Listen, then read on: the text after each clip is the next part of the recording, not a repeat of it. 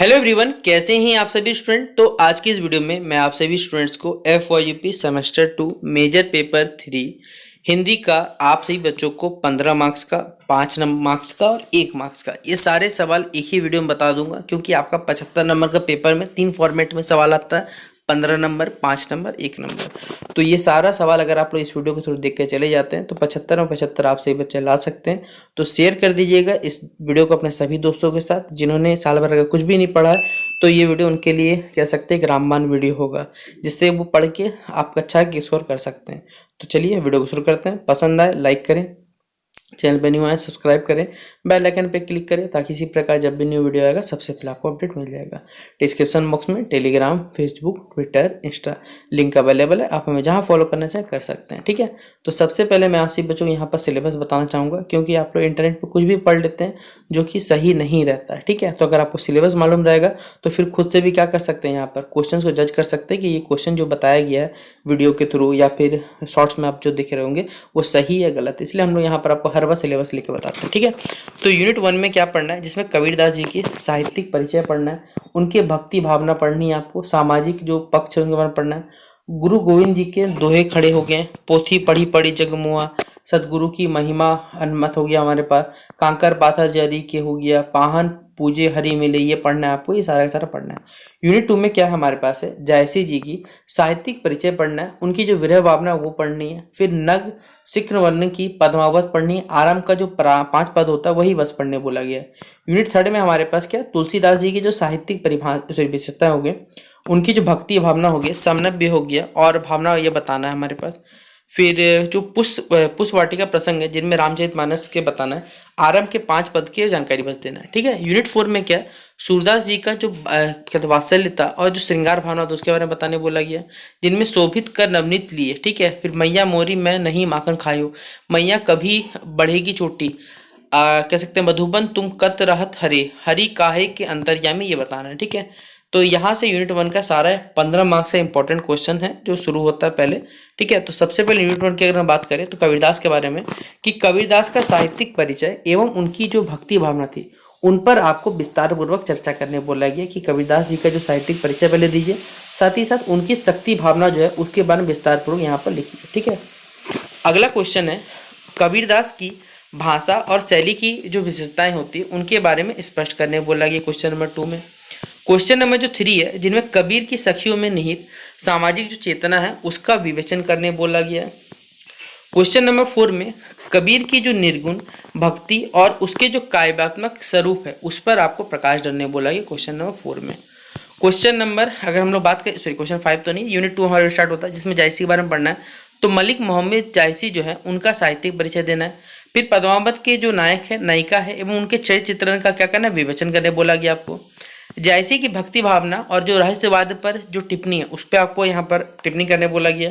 फिर पद्मावत की सामाजिक राजनीतिक और करेगा सामाजिक और जो सांस्कृतिक पृष्ठभूमि है उस पर यहाँ पर चर्चा करने बोला गया। यूनिट 3 में बेसिकली क्या है, तुलसीदास जी के बारे में पढ़ना है आपको, तो तुलसीदास की काव्य विशेषताओं का विवेचन करना है। फिर क्वेश्चन नंबर 2 में पूछा गया, रामचरितमानस में राम का आदर्श स्वरूप जो है वो आशय आपको यहाँ पर स्पष्ट करने बोला गया। फिर तुलसीदास की भक्ति भावना और लोक मंगल दृष्टि पर आपको क्या करना है, प्रकाश डालने बोला गया। ठीक है, अगर हम बात करें अगला क्वेश्चन में, कि तुलसीदास की जो भाषा और शैली में की जो प्रमुख विशेषताएं होती है उनके बारे में लिखने बोला गया। यूनिट 4 में क्या है, सूरदास जी के बारे में पढ़ना है, तो सूरदास की जो भक्ति भावना है उसका विवेचन करने बोला गया आपको। फिर सूरदास की कवि शक्ति, सॉरी कृष्ण शक्ति एवं बाल लीला जो वर्णन है इसके बारे में आपको चर्चा करने बोला गया। फिर सूरदास की जो काव्य यहाँ भाषा है और शैली की यहाँ विशेषता देखिए। फिर सूर्य काव्य की जो रसात्मक यहाँ पर विशेषता उनके बारे में प्रकाश डालने बोला गया है। ठीक है, तो ये था पूरा 15 मार्क्स का इंपॉर्टेंट क्वेश्चन जो आपके पेपर में पूछा जा सकता है। अब मैं आपको लेके चलता हूँ 5 मार्क्स का वो सवाल जो पेपर में पूछा जाएगा। ठीक है, क्योंकि 2 ही सवाल तब पाना है ये पेपर वैसे भी। तो 5 मार्क्स के सवाल की अगर बात करें तो यूनिट 1 में आपको कबीरदास के बारे में पढ़ना है। तो पहला ही क्वेश्चन है, कबीरदास जी की जो भक्ति भावना है उनका आपको संक्षिप्त वर्णन करने बोला गया है। ठीक है, फिर कबीरदास के दोहों में जो सामाजिक सुधार है उसका क्या संदेश है ये बताना है। फिर तीसरा क्वेश्चन है, गुरु गोविंद दोहे खड़े पर या फिर पोथी पढ़ी पढ़ी जग मुआ, ठीक है, इसका जो भावार्थ है इसके बारे में आपको बताने बोला गया है। क्वेश्चन नंबर जो 4 है उसमें कबीरदास के जीवन में जो साधना और भक्ति का जो महत्व है इसके बारे में बताने बोला गया है। 5वां क्वेश्चन है, कबीरदास ने किस प्रकार जाति और धर्म के भेदभाव का यहाँ पर विरोध किया, ये भी आपको क्वेश्चन नंबर 5 में बोला गया बताने। यूनिट 2 में जायसी के बारे में पढ़ना है। तो पहले क्वेश्चन है हमारे पास, पद्मावत के आरंभ में जो 5 पदों में जो नख सिक्न वर्णन है उनका आपको वर्णन करना है। फिर क्वेश्चन नंबर 2 है, जायसी के काव्य में विरह भावना का यहाँ क्या महत्व है ये बताना है। फिर तीसरा क्वेश्चन है, जायसी ने प्रेम और वीरता को किस प्रकार चित्रण किया ये बताना है। क्वेश्चन नंबर 4 में पद्मावत का सांस्कृतिक और साहित्यिक जो योगदान है उसको संक्षेप में लिखना है। 5वां नंबर क्वेश्चन है, जायसी के साहित्यिक गुणों का आपको वर्णन करने बोला गया है। और यूनिट 3 है हमारे पास है, जिसमें आपको पढ़ना है बेसिकली पुष्प वाटिका जो प्रसंग है, जो रामचरितमानस का प्रसंग है बेसिकली, इसका भावार्थ आपको क्या करना है, स्पष्ट करने बोला गया है। फिर है क्वेश्चन नंबर 2 में कि तुलसीदास जी की भक्ति भावना के जो प्रमुख तत्व होते हैं उनके बारे में बताइए। फिर अगला क्वेश्चन है, तुलसीदास जी ने रामचरितमानस में मानवता और भक्ति का किस प्रकार समन्वय किया बताना है। फिर तुलसीदास जी के साहित्यिक योगदान का यहाँ पर संक्षिप्त क्या करना है, वर्णन करने बोला गया 4 नंबर में। अगर बात करें क्वेश्चन नंबर 5 में, तो रामचरितमानस के आरंभिक 5 पदों का जो सांस्कृतिक महत्व है तो उसको समझाने यहाँ पर बोला गया आपको। अगला क्वेश्चन है यूनिट 4 में सूरदास जी के बारे में। तो सूरदास जी की वात्सल्य भावना का वर्णन करने बोला गया। फिर 2 नंबर में मैया मोरी मैं नहीं माखन खाए, ये तो बहुत फेमस है, ये पेपर में आएगा, इंपॉर्टेंट कर लीजिए। सूरदास जी के काव्य में श्रृंगार भावना का क्या महत्व है ये बताना है। और मधुबन तुम कत रहत का, ये पद का भावार्थ बताने बोला गया। सूरदास के साहित्य में बेसिकली यहाँ पर जो भक्ति और रस का जो है वो किस प्रकार समन्वय है इसके बारे में भी आपको बताने बोला गया। ठीक है, तो ये सवाल भी आपको इंपॉर्टेंट कर लीजिएगा। अब यहाँ से सवाल शुरू होता है जो कि 1 मार्क्स का है। ठीक है, तो पहला सवाल है, कबीरदास जी का जो जन्म है वो कहाँ हुआ था ये बताना है। तो बनारस, पंतनगर, वाराणसी या कैसे बघेली, तो राइट आंसर हमारे पास ऑप्शन नंबर सी हो जाएगा।